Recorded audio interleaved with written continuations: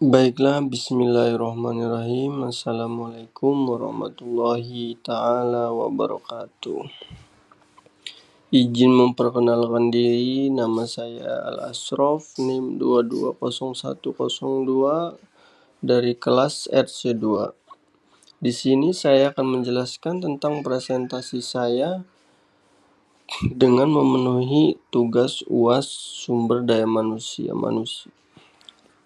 dengan judul Membangun Kerjasama Tim. Meningkatkan produktivitas dan efektivitas kerja.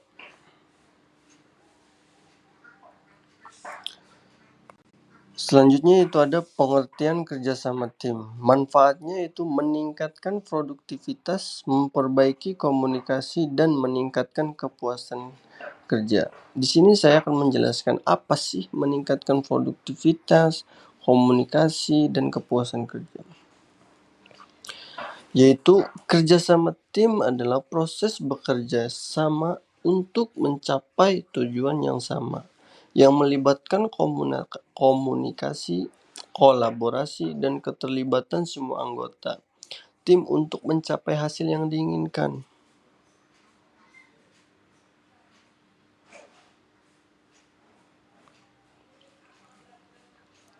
Yaitu meningkatkan produktivitas dengan bekerja sama tim dengan menyelesaikan tugas lebih cepat dan efisien, memperbaiki komunikasi. Kerjasama tim memerlukan komunikasi yang efektif sehingga dapat memperbaiki kemampuan komunikasi anggota tim. Selanjutnya itu meningkatkan kepuasan kerja. Kerjasama tim dapat meningkatkan rasa kepuasan kerja karena anggota tim merasa menjadi bagian dari tim yang solid dan dapat berkontribusi pada pencapaian tujuan. Begitu penjelasan. Selanjutnya itu definisi. Kerjasama tim adalah proses bekerja sama untuk mencapai tujuan yang sama. Kerjasama tim adalah proses bekerja sama untuk mencapai tujuan yang sama yang melibatkan komunikasi, kolaborasi, dan keterlibatan semua anggota tim untuk mencapai hasil yang diinginkan. Manfaatnya itu meningkatkan produktivitas, memperbaiki komunikasi, dan meningkatkan kepuasan kerja. Selanjutnya ya ada prinsip-prinsip kerjasama tim. Prinsip pertama yaitu komunikasi yang efektif. Apa sih komunikasi yang efektif? Komunikasi yang efektif adalah salah satu kunci keberhasilan kerjasama tim. Dan ada alasan mengapa komunikasi efektif sangat penting. Yang pertama, meningkatkan kesepahaman, mengurangi kesalahpaham, meningkatkan kolaborasi, membangun kepercayaan, meningkatkan produktivitas. Dengan komunikasi yang efektif, anggota tim dapat berbagi ide, meminta umpan balik, dan bekerja sama untuk mencapai tujuan yang sama. Prinsip yang kedua yaitu kerjasama yang aktif. Apa sih kerjasama yang aktif? Kerjasama yang aktif ialah salah satu elemen penting dalam mencapai kesuksesan tim. Berikut saya akan sebutkan satu-satu. Apa sih kerjasama yang aktif? Yaitu yang pertama yaitu partisipasi aktif dari semua anggota tim. Yang kedua, komunikasi yang terbuka dan efektif. Yang ketiga, kolaborasi yang erat dan saling mendukung. Yang keempat, pembagian tugas dan tanggung jawab yang jelas. Yang kelima, fleksibilitas dan kesediaan untuk beradaptasi. Dengan kerjasama yang aktif, tim dapat mencapai tujuan yang lebih tinggi dan mengatasi tantangan dengan lebih efektif.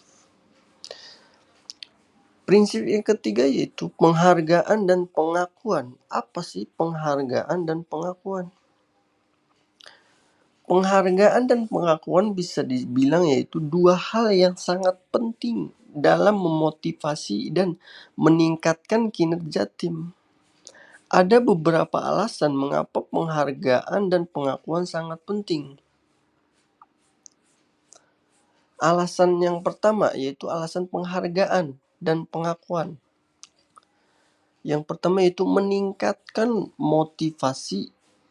Penghargaan dan pengakuan dapat meningkatkan motivasi anggota tim untuk bekerja lebih keras dan berkontribusi lebih banyak.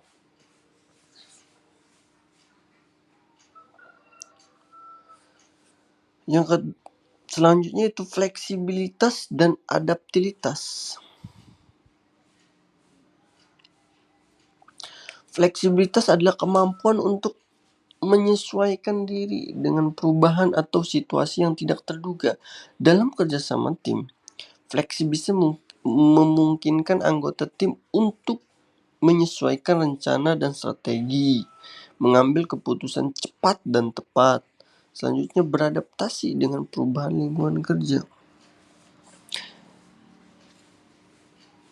Dan tadi fleksibilitas, selanjutnya adaptabilitas. Apa sih adaptabilitas? Adaptabilitas adalah kemampuan untuk merubah dan menyesuaikan diri dengan situasi baru. Dalam kerjasama tim, adaptabilitas mungkin anggota tim untuk belajar dari kesalahan dan mengambil pelajaran. Mengembangkan kemampuan dan keterampilan baru. Beradaptasi dengan perubahan teknologi dan proses kerja. Itu adalah prinsip-prinsip kerja sama tim.